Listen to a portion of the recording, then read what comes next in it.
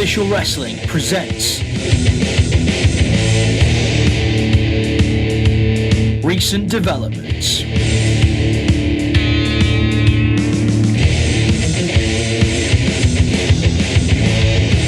Hello ladies and gentlemen, and welcome to a brand new episode of Recent Developments.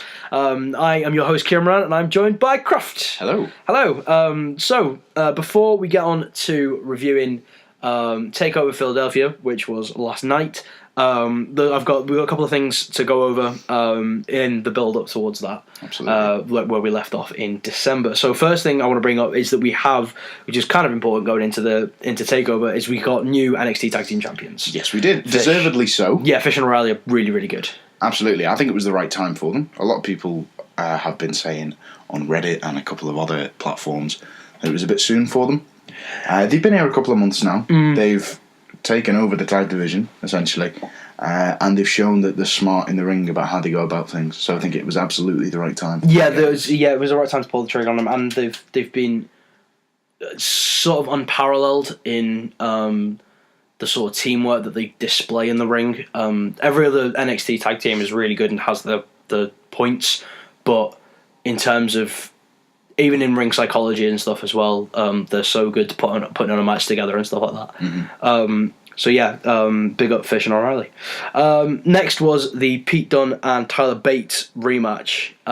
Did you see this match? Yes, I did. Oh my god, what a fucking match. It was very good. Brilliant. Knocked out of the park once again. Yeah, they've had a fantastic trilogy of matches. Deservedly, they got to go at it 3 times. I think it was good for the fans to see it. They brought something new each time. It didn't feel like they were rehashing the same spots too much. Yeah. Obviously, they've got their own signature moves that they're going to use every match. Yeah. Same for everybody. But they found a way to keep it fresh each time they locked up with each other. Absolutely. It was just great to see the guys go back and forth at each other again. They did really, really well. Speaking of which, last night, before TakeOver started, the NXT Awards for 2017 were announced. We're going to go through them all now. You don't know all of them, do you? I know a few of them. I was going to say, can I guess Can you tell me? And I'll see if I can see if I know. So I'm going to move this just over. The ones over that I know are overall male was Aleister Black. Yeah, I've just told you these. Yeah, you have just told me these. Breakout star was Aleister Black. Feud was Black v Dream. Yeah. Overall was Asuka and female as well, wasn't it? Okay. So, first award that's on this list I'm looking at now is for the NXT Takeover of the year. Of last year. Of 2017. So you have San Antonio, Orlando, Brooklyn 3, Chicago, or War Games. I would say Chicago. It's War Games. That's not a surprise, really, but I think Chicago it was a lot just because of Dunby Bate. Yeah, true, but I think War Games was a lot fresher in the memory of a lot of people, which always helps.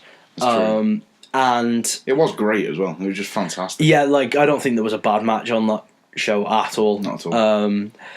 So the next up on this list is the Female Competitor of the Year award, which is Asuka, beating Ember Moon, Nikki Cross, Ruby Riott, and the Iconic Duo. She was the only one for it, really, wasn't I mean, it had to be. She was in NXT in 2017 for about 3-4 months. Yeah, I think so. It's about that, innit? And then, and my mind's just gone blank. And then, but no one has, to use Ember Moon's thing, no one has eclipsed her throughout this entire year. Timed that in quite nicely. Next up, NXT Male Competitor of the Year, Bobby Roode, Drew McIntyre, Andrade Almas, Roderick Strong, and the winner was Aleister Black. Rightly so. Why was Roddy Strong even on the list? You proper don't like Roderick Strong, do you? Do you know what? I love him in the ring. I think he's fantastic. It's just, he's got the same character arc as Marlin from Finding Nemo. Have you seen me son? I've got a son, you know. It's the only thing I care about. Oh, that's fucking brilliant. That's so good. Roddy. Like, the whole thing with AOP at War Games was good for Roddy. It was something different. Because apart from that, he was like the wrestling equivalent of a stop sign. Yeah. There was nothing to him. There was a big red sign saying, "Stop this." Just stop. Reevaluate, Roderick, please. Well, I mean, it says something when has been pushed as one of the biggest stars and he wasn't on last night's TakeOver. Good. And I think you are right. He needs to reevaluate and do something. Because on the Indies he was known, I think he was known as Mr. There was like something like Suplex Mountain, something like that. And you know, since Brock's doing Suplex City, no one can really touch that, can they? Not so much. No, not so much at all. For overall NXT Competitor of the Year was Bobby Roode, Drew McIntyre, Aleister Black, Andrade Almas, Roderick Strong, Ember Moon, Nikki Cross, Ruby Riott, Iconic Duo, and the winner was, again, deservedly so, Asuka. Yes. Not much more needs to be said about that. Like, surely, Roddy, I'd be okay with him not being last, because, like, the Iconic Duo could probably be last, through no fault of their own. Ruby Riott, mate. I suppose Ruby Riott as well. Well, she's been in title matches at least. Mind you, so's Roderick Strong. So's Peyton Royce. Why is Roderick Strong on the list? Oh, I don't like him. I'm going to move on. Please on. Do. So next up, the next award is the NXT Tag Team of the Year award. So this one could be quite difficult. Do you know this one? I don't know this one. So the candidates were... Is that the right word? Yeah. Yeah, candidates were nominees. That's the word I'm thinking of. Authors of Pain, Sanity, The Revival, DIY, Undisputed Era. That's a tough one. Go on, who do you think it is? AOP. Sanity. Sanity? Jesus Christ. Well, who's voting for these awards? I mean, nobody, because they put it on as you could only vote on Twitter to get them free exposure. And I was like, no, as much as I want to contribute to this, I am not. I see straight through you goddamn lies, WWE. Sod off. Just do the polls. Just do the polls, and all of this could have been a lot better. They could have got more responses. No, I think Sanity's the right choice with that. I would disagree. The most dominant tag team last year was absolutely Authors of Pain. I think purely, but for overall tag team, for entertainment, for story work, for Killian Dano as a big asterisk next to Sanity. Yes, because he had been unreal, and I really think he stands a chance to be breakout star this year. Yeah, I agree. They're just showcasing him more and more, which we'll, in fact, get to later on. But yeah, I could agree with that. It's the only one so far that I've found myself disagreeing with. Just because it took them a long time to get to the top of the mountain, and they didn't stay there very long. Mm-hmm. And they didn't do much with it as well. True. Anyway, the NXT Breakout Star of the Year between Andrade Almas and Zelina Vega, Undisputed Era, Sonya Deville, Ruby Riott, Velveteen Dream, Lars Sullivan, and the winner was Aleister Black. I think it's the right winner. There was a lot that you could have out of them. Lars, Velveteen, Undisputed Era, even Andrade, like all of them. Andrade has had the best redemption story out of all of them. Because he was on but it's redemption, not breakout, is it? No, but he's broken out. That's the thing. He was always kind of flying under the radar, and then all of a sudden, he's in the NXT Championship match, and now he's won it. Yeah, that's true. Do you know what I mean? Having said that, out of those, I'd have voted for either Black or Dream. Yeah. See, it's the fact his Dream's broken out in such a way without even winning the match. Yeah, exactly. It's incredible. He's on there, and he had one takeover match, and he lost it. He lost it. It was just about the build-up. Was talking about it. This one I think you're going to pop for. Future Star of NXT Award. Okay. So, hit me with. The nominations are Street Profits, Heavy Machinery, Shayna Baszler, Kairi Sane, Fabian Eichner, Cesar Bononi, Leo Rush, Bianca Belair, and Lacey Evans.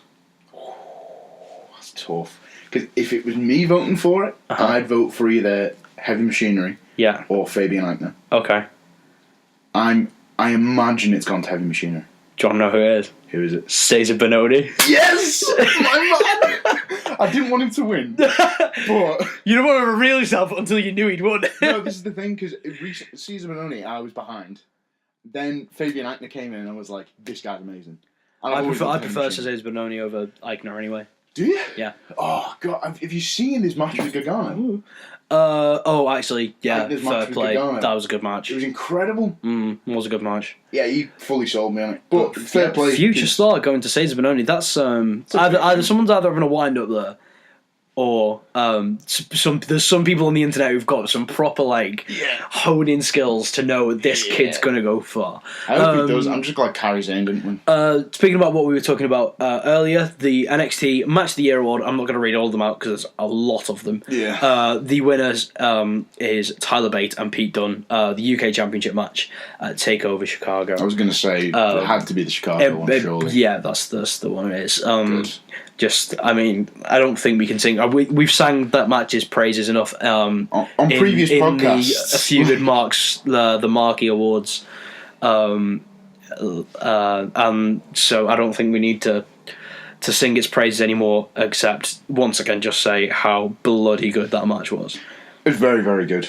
Final NXT award is for the Rivalry of the Year, which was won obviously by Aleister Black and Velveteen Dream. No other choice. No, there really was not. Was AOPV Sanity on there? Authors of Pain versus DIY. That was a good Sanity one. versus Undisputed Era. Kassy Sono versus Hideo Itami. Tyler Bate and Pete Dunne was on there, guess. Emma Moon versus Asuka and Shinsuke Nakamura versus Bobby Roode. See, most of them are quite good. Some of them are, but none of them compare. No, none of them even come close. None of them compare. No, they just don't do feuds like that anymore. No, they don't. And I really hope that they continue to do stuff like that with Velveteen Dream, because he just has that ability to do it. And we'll come on to... I've got so many notes on that match later on, and we'll talk about that. So, that's all caught up into last night's NXT TakeOver Philadelphia. I want to start off by saying that I marked the fuck out for Paul Heyman opening the show. Yes, did I? Because I was like... So did I. Yes, I did too. Yes, did I. That was good. I was like, of course, it's Philadelphia. And then it clicked because they were doing... the Extreme Rules. It's like, it all slide. There's just clicks going off everywhere. It's like, yes. I get it. Absolutely yes. First matchup of the night was for the NXT Tag Team titles. It was Authors of Pain versus the Undisputed Era, being represented by O'Reilly and Fish. First thoughts on this match? As I was watching it, this really set the tone for the evening. Because as I was watching it, I thought, nothing's going to top this. This is match of the night. I thought that. As I was watching it. I thought that. It wasn't, as it turns out, but it was very, very good. It was the two teams have fantastic chemistry with each other, which I really wasn't expecting going in. Obviously, you've got Authors of Pain, who are mountains of men, huge, compared to the Undisputed Era, which are comparatively pretty small guys, but with a lot of technical ability and a lot of ring presence. And they both really showed the skills. AOP being, as I say, mountains of men and doing what they do best, throwing the little guys around. And Undisputed Era doing what they do best by picking a weakness and really exploiting it. Yeah, absolutely. The one thing they targeted the left knee of Aiken, which I wrote down before even realising that that's what it was going to be. Oh my god, the finish of this match was fucking fantastic. It was, wasn't it? I was like, oh well, they're going to go for the collider, and then they bumped the backs, and then his knee went. I was like, oh, that's genius. Yep. And then he rolled him up. He's hooked the left. I was like, fantastic. Fucking take a bow, lads. I liked how it was. They rolled up Razor rather than rolling up Aiken. It was Aiken who had the injury, but rolling up Razor shows.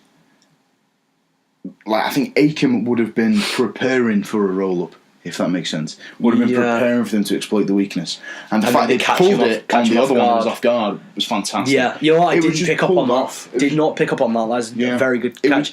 It was all the little details that it was done to perfection. And if you really are a perfectionist with your finishes, and you know I am, the finish is everything to me. Same. And I usually don't like roll ups, but this was a time where it was the perfect finish. Done so well. One bad point I've got on this is how many bloody camera changes did they need? It was like any time anyone would strike or tag or like just move, they would just change the angles going around. It's like, oh my god, trips, mate. Me a headache. Calm down. It was a joke. It was very much Kevin Dunn style. It was, but it was horrible. And there was the zooming in and stuff. I was like, just cut it out, mate. Don't need it. It's a bit too much at times. The match was good enough for me not to notice it as much. But yeah, I agree. I think that was kind of the theme for a lot of this takeover. got better as the night went on, and they started clocking on that this action's good enough for us not to make it need to look good with Yeah, absolutely. Well, this is the first time I've seen this type of thing happen in NXT. It's a very WWE thing to do. I say WWE. It's more like a Raw or SmackDown thing. It's a main roster thing. It's not normally an NXT thing to do where they do the quick cut and changes. But yeah, I would completely agree that after as it went on later, there was less and less of it. I was even looking out for it in the main event, and there was less and less of it. I don't know if there was less of it, or we just didn't notice it as much because the action was even better as the night went on. That too. So I'm not sure. I'd have to rewatch. Yeah, but it didn't ruin the spectacle of what was going on. True. The next match was the Velveteen Dream versus Cassius Ohno. Velveteen Dream, in the pre-show, vowed to knock out Cassius Ohno in 30 seconds. The match bell rang, and the fans start counting to 30. I marked so hard. Philadelphia, I love you. I hope you win the Super Bowl. Purely for that moment. Purely for that moment. I really like, and I was hoping for something similar. I didn't know if it was going to be a one-off thing after his feud with Aleister Black. The ring gear.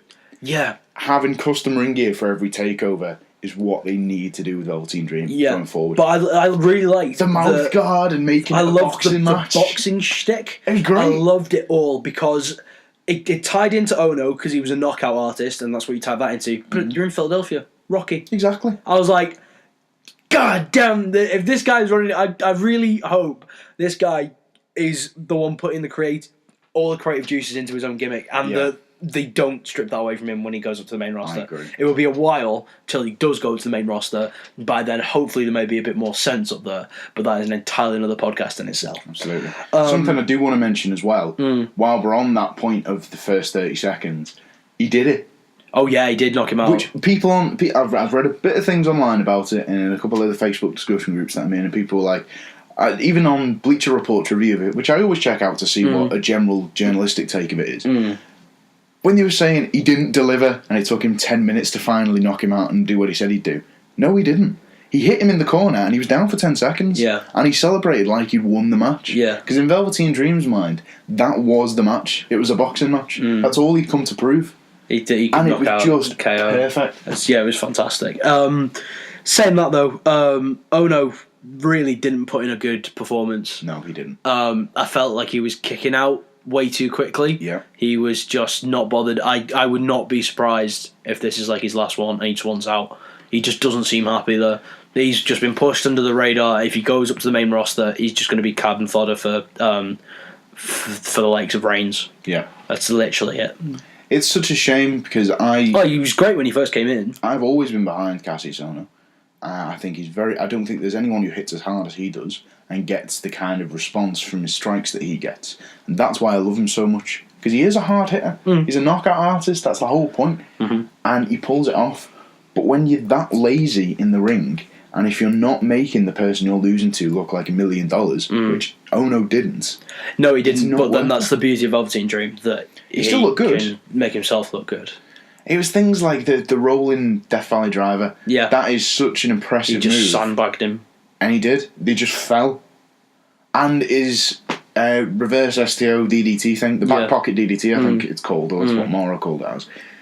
It just looked awful. Even the crowd was chanting, "You fucked up," at him. He tried to spike himself and just fell to his knees. No, it was not good. It just looked not great. Sorry, Cassius, because I think it's amazing. Hopefully better things to come. But to end on a lighter note, my last note here is Velveteen Dream is so over. Isn't he? Unbelievably over. Isn't he just unbelievably over? Another thing the guy needs a t-shirt. He does. With say my name on the front of it. I just have my money.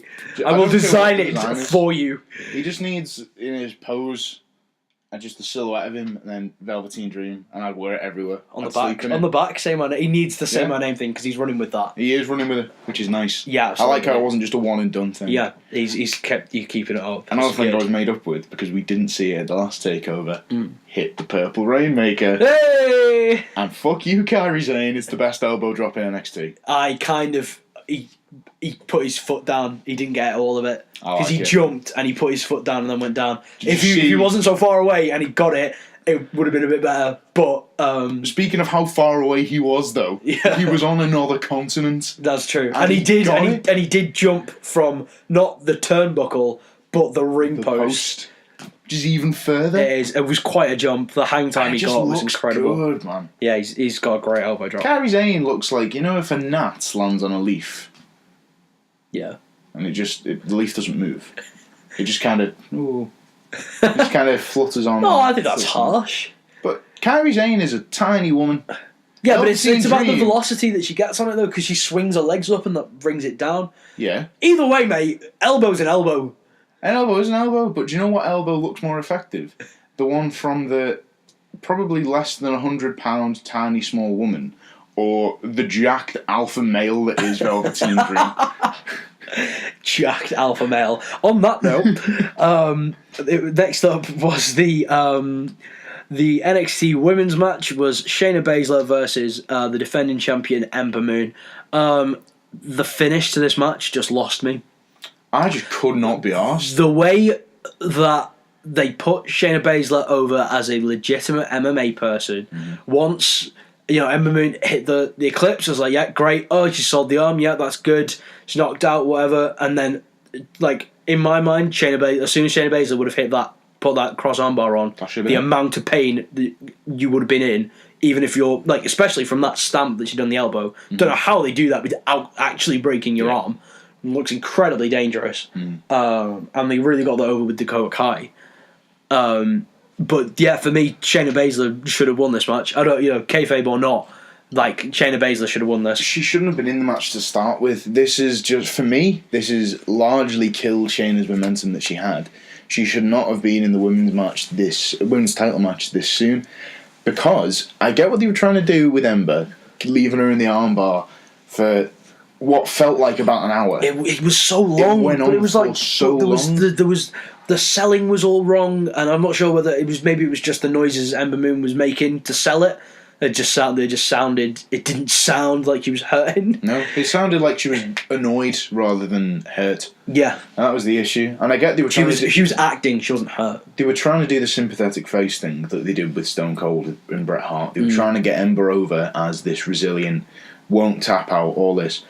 It didn't come across that way. It came across that Shayna Baszler isn't as effective as you've been building her up to be. I completely agree with that. And it shouldn't have been. She should have got her in the armbar. Ember should have got the reversal immediately into the pinning combination and won that way. And then you've not ruined the armbar, which is blatantly meant to be a finisher. Yeah. And if it's not, and it's meant to be the choke thing, why wasn't she using the choke? She had plenty of opportunities, and yet she kept on this armbar for about 3 days. If she should have looked on the armbar or the choke, Ember should have got the pin combo, and that should have been it. It wouldn't have killed Shayna's momentum. Should have still done the attack after the match. That would have been fine. But the fact it went on so long, the crowd was bored, the audience at home were bored, and everyone is sick of Shayna Baszler at this point, is the thing I'm getting from it. The attack at the end kind of saved it. Yeah, it did a little bit. But it could have all been prevented if it had all happened a bit quicker. Very true. I would much rather have had someone like Billie Kay or Peyton Royce in this now. It just seems that they've just disappeared for a bit, and it would have made a lot more sense given that, or even Nikki Cross to have been in this match, given that they were one of the the 2 or 3 that were in the Fatal 4-Way where she first won it. I don't mind the way that Shayna got a title shot because she didn't ask for it. Ember said, "I'm calling you out." Yeah, true. And I'll put my title on the line to get a shot at you. Which was nice, and I like it when champions do that. It looks like they're a fighting champion, and Ember absolutely is. I think the match could have been okay. The execution just really let it down. I agree with what the fans were chanting. Fans were chanting bullshit at it when Ember hit the Eclipse and then rolled to the other side of the ring to sell the arm. Yeah. Just cover her. Just go. She was knocked out. She was she was out for ages. Out, and she was over the other side of the ring. It's like, all right, you're in pain. Crawl over and just cover her. Yeah. Moan about your arm afterwards. Honestly, what I thought would have been cooler is if she'd have sold the arm, got into the corner, and then found herself into the opposite corner where she was receiving medical attention, and then crawled back over, got the pin, kick out 2. Yeah. Because of all that time. That would have been so much better than what happened. But she just kind of gave Shayna some time to get up. Yeah, exactly. I get that they're trying to protect the Eclipse as well as Baszler. And if they wanted to do that, this would have been an okay way of doing it. Yeah, because you should have the time. It's not like at the same time, fans are stupid. Yeah, Triple H and Booker T. Absolutely. As you mentioned, Shayna attacking Ember after the match was lovely. Gained her a bit of momentum back, which was nice to see. Next up, penultimate match was the Extreme Rules match between Aleister Black and Adam Cole. My God, both these guys are superstars. This was, for me, match of the night until the main event. Nothing was touching this match, in my mind. It was exactly how an Extreme Rules match should be. We've had Extreme Rules matches or street fights or whatever you want to call them before, they've always felt like they're doing it for the sake of it. This was built up to be, this is the only way we can do it, because you're attacking each other with weapons. You're just trying to break Aleister Black's back on a chair. We'll make an Extreme Rules match. Okay, fine.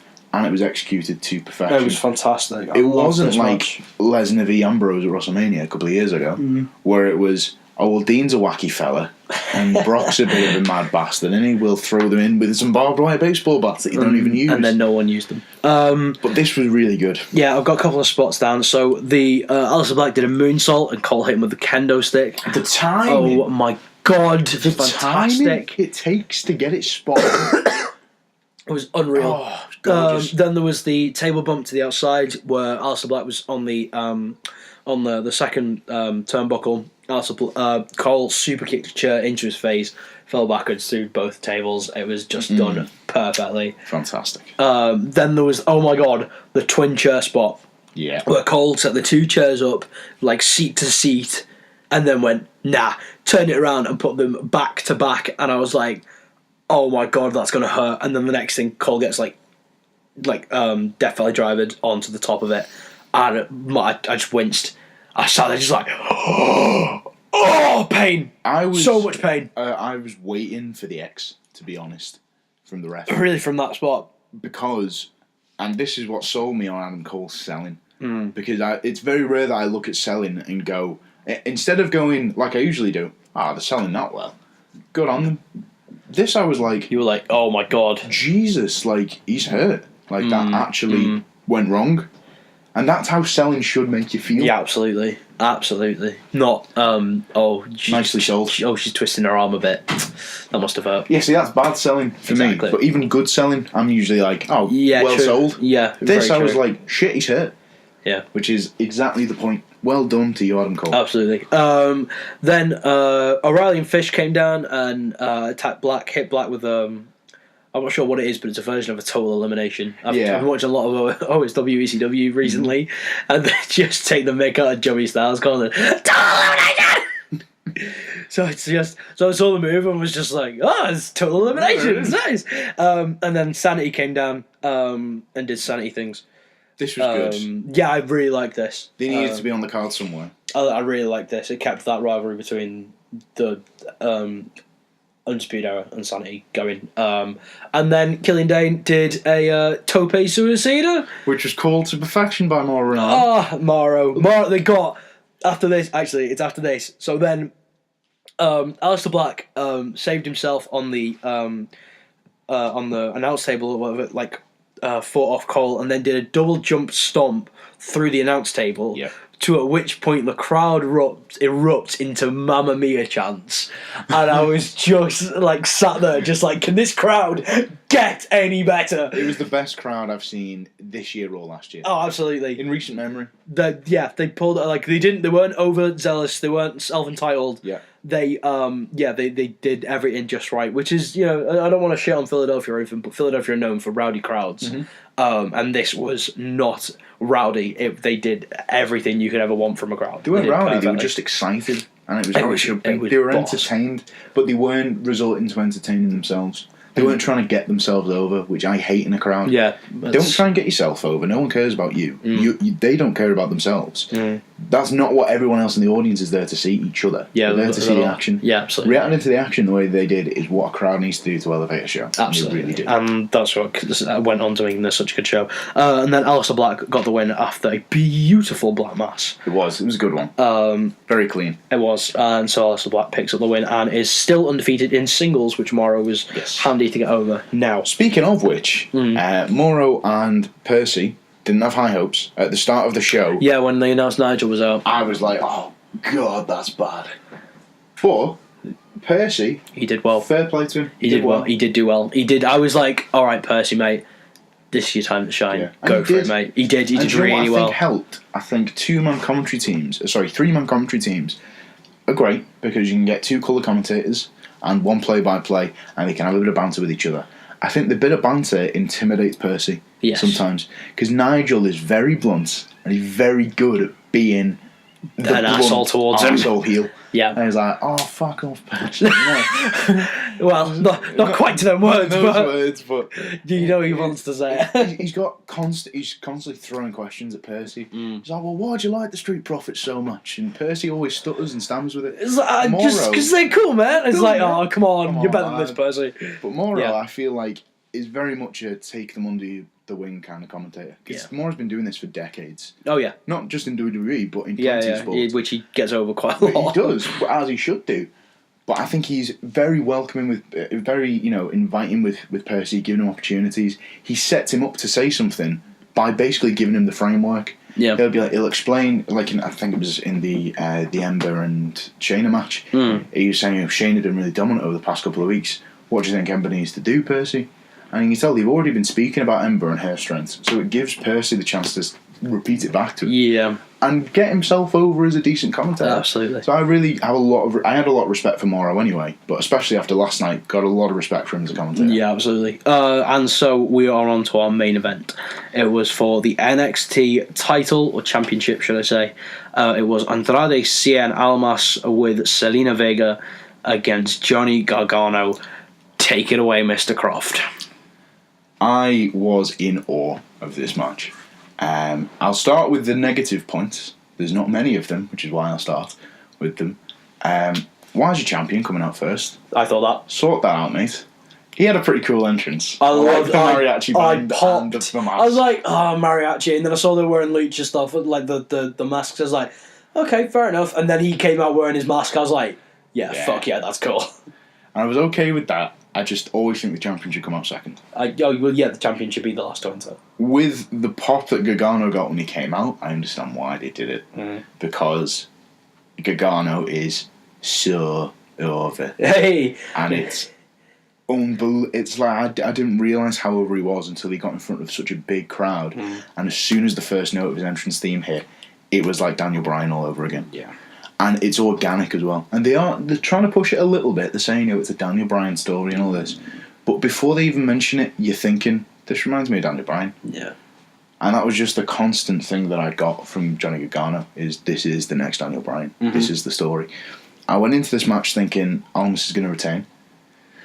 During the match, I switched to Gargano completely. I was completely 100% invested in him. It was like 3 a.m.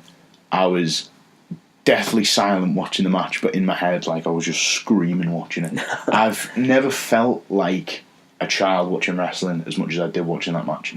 Thinking it's real, thinking this guy's my hero and I want him to win. But that was the feeling I got watching this match. It was, and this is a very bold claim, I've said it to you already, I've said it to a couple of other guys, this was the best wrestling match I've ever seen. Ever seen. Wow. Singles, tag team, multi-man, anything. Wow. This was the best.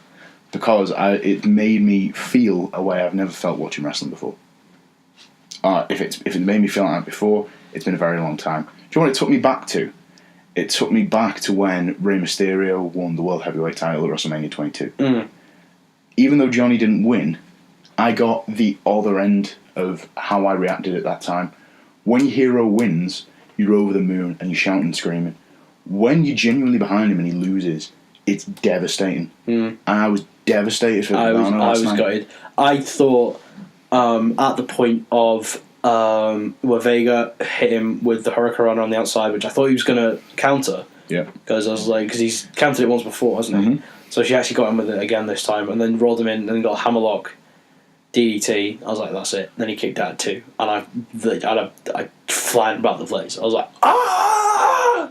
Ah! The amount of false finishes in this match, was crazy. Usually I don't like that many, but last night deserved it. Nice. Cut that out. Last night deserved it. It was just. It was anyone's match, and when most people say it was anyone's match, you knew who was going to win from the start. With this one, it was for anyone. It really was. Something I was made up with, which I was thinking, as soon as they showed Candice LeRae in the front row and said, Candice LeRae's come down, one of NXT's newest signees, I was like, she's getting involved tonight. She's defo jumping the barrier. And then when she did... it made such a good thing because... throughout, I didn't think that much of Vega. I was just like, but then when she does get involved, it's like, oh, can you just fuck off, mate? She's that type of heel. Yeah. And it's like, oh, it just gets under your skin. She's just so, just dismissive of all, even on the pre-show, they were, saying, well, he's done it once before. It's like, well, he has 0% of a chance. He has no chance. I was like, well, why is it? It doesn't matter. He just has no chance. Not giving a reason, being totally... ignorant and arrogant towards everything to do with your opponent, and then when she gets involved, it's doubly worse because you just she is a perfect heel manager. She's perfect fantastic. Heel manager. She is so good, boss. The pre-show was what really sold me on Vega, so I'm glad you mentioned that. And she was very dismissive, even to hold her own against someone like Samoa Joe. Yeah. Is the sign of a very, very good manager. She did it in the same way I would imagine Heyman would, but using her persona. Obviously, Heyman would do it in an intelligent and cocky way, and would get over Brock, his skills and everything else. Vega was just very dismissive, which is exactly what she needed to do. But she did it with the same poise and the same level of believability as Paul Heyman would. Yeah, I agree. And then when, as you say, when Candice LeRae jumped the barricade, I was giving all, go ahead, get in. And then they chased her off, and then it's like, right, okay, now it comes down to just these two, and it's now or never. And the end was so emotionally draining because he won clean. In a way, he won clean. He won clean as a whistle. Clean as a whistle, regardless of prior outside interference. And I think this match has really stepped up Almas in being one of the best competitors. And showing that he can be unbelievable. He is one of the best in the world at the moment, Almas. Because he's on NXT, a lot of people are hesitant to call him that. Especially people who don't watch NXT regularly. People who only watch takeovers, I'm in Facebook groups that discuss wrestling. And a lot of people will only watch the takeovers. They won't watch the weeklies, so they don't really know anything about them. One guy who I was in a group with knew about La Sombra and was a big fan of La Sombra, but hated Almas and only realised last night they're the same person. So it's weird, isn't it? It shows you, people who, when they get a persona... It's because they don't really play off that. No, they don't. Do they? So, until recently. But even then, the style is so similar, and he carried it over to WWE so well, and he's adapted to the style perfectly. And I loved something last night where they kept bringing up, especially on the pre-show, how similar Gargano's story is to Almas. Because it is. And Almas was on a massive losing streak, same as Gargano, but he didn't care. The difference is Gargano cared about it. Almas didn't. And it took Almas, Zelina Vega, to turn it around for him. Gargano, he did it himself. And it was all building up to Gargano was going to win the big one. And when he didn't, it legitimately hurt. Do you know what else looked like it legitimately hurt? Go on. The knees into the post. Oh my outside God. the ring. Oh, I was like, oh, he's dead. That is concussions written all over that. But I mean, he looked to be okay from it. But Andrade Cien Almas won clean as a whistle, retained the title. Vega came, scuttling back in. Must have like hid behind a post, and Candice Story kept walking past, and she like checked out. No, she's gone and went back to the ring. And went back. I don't know where I got that analogy from. and got back to the ring, celebrates, and Almas leaves, and then Candice Story realizes, oh shit, she's ducked me out. She's come back in again, and then she's walking back or whatever. And then fucking Tommaso Ciampa shows up. Fuck! We all knew it was happening. But it was the same kind of thing as what happened at Toronto, where the logo Chicago, where the logo came up. Yeah, and we all thought it was. I was like, oh, that's it. And then whack! Have a crutch to the back of the neck, mate. This is going to be controversial. I didn't like this. Really? I thought it was fucking stupid. What was the point? What is the point? Mostly people will want to now tune in to NXT Weekly to go and watch this unfold. Now that this storyline has actually come in, people like instantly heard about Tommaso Ciampa's injury, and Tommaso Ciampa is a huge indie star in America. And when they found that he was injured, that turned a lot of people off that storyline. And so now coming back, when a lot of eyes are on you, on a big takeover event, and having him do that, it just brings their eyes, a few more eyes back onto the weekly shows, which is what they want. I can understand that, but we also know Ciampa's not going to be on the weekly shows. I think he is. This is the thing. I think he's going to at least still injured.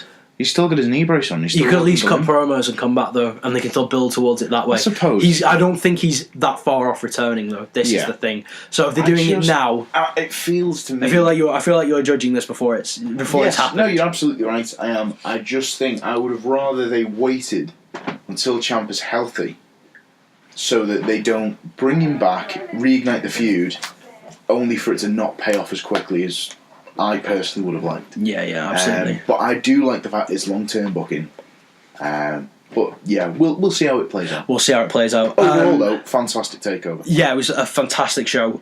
Great way to kick it off. Of course, it's the Royal Rumble tonight, which we're all looking forward to. Make sure you check out the A Few Good Marks special on Friday. I've got a feeling it's going to be at least 2 hours long. Combined, it's going to be a long one. But thank you for joining us today. This has been Recent Developments. We will see you next month. Bye bye. See you soon.